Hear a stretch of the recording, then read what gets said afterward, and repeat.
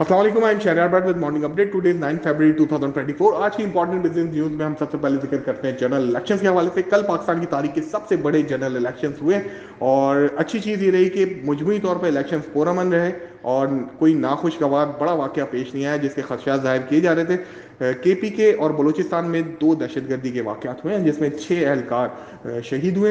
अब तक के जो रिजल्ट आए हैं, गो के इलेक्शन डे के ऊपर हम देख रहे थे कि पुरअमन चीज़ें नहीं है, लेकिन अब अगला दिन गुजर चुका है और 9 बज चुके हैं और अब तक रिजल्ट्स आने की रफ्तार इंतहाई स्लो रही है और सिर्फ 50% से भी कम रिजल्ट्स जो हैं वो इशू किए गए हैं। तो ये इलेक्शन कमीशन की कारकर्दगी के ऊपर काफ़ी ज़्यादा क्वेश्चन रेज कर रहे हैं। अब तक के जो रिजल्ट्स हैं उसके मुताबिक हमें लग रहा है कि सिंध से पीपल्स पार्टी ने बआसानी जिस तरह से रिजल्ट हासिल किए हैं उसके बाद अपनी हुकूमत बना लेंगे, जबकि KPK में PTI की हिमायत याफ्ता इंडिपेंडेंट उम्मीदवार हैं, वो इजीली अपनी गवर्नमेंट बना सकते हैं। पंजाब में अभी तक सूरत हाल वादे नहीं है, जबकि बलूचिस्तान के बारे में भी कुछ नहीं कहा जा सकता।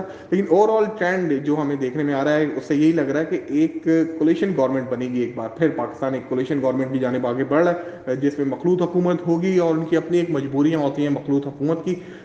पूरी दुनिया ये एक्सपेक्ट कर रही थी अगर एक पार्टी को अगर हिमायत मिलती है या फिर वो अगर गवर्नमेंट बनाती है तो गैर मकबूल फैसले करने में आसानी होती है, जबकि मखलूत हुकूमत के साथ कुछ प्रॉब्लम्स भी होती हैं। तो हमें लग रहा है कि इस तरह के रिजल्ट आने के बाद और गैर वाज़े रिजल्ट आने के बाद पाकिस्तान स्टॉक मार्केट में इसका प्रेशर यकीनी तौर पर सुबह देखा जा सकता है और हमें फर्स्ट हाफ में कोई सेलिंग नजर आएगी अनटिल के कोई रिजल्ट पूरी तरह से नहीं आते।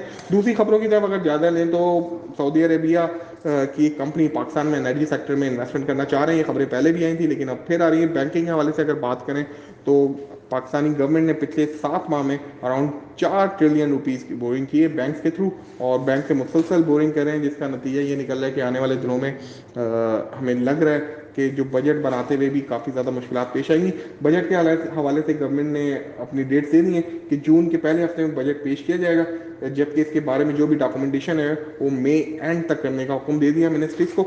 जबकि दूसरी तरफ हम देख रहे हैं इंटरनेशनल WTI 76 पे ट्रेड करा, ब्रांड 81 और US डॉलर पाकिस्तान में कल 279.34 पे बंद हुआ था।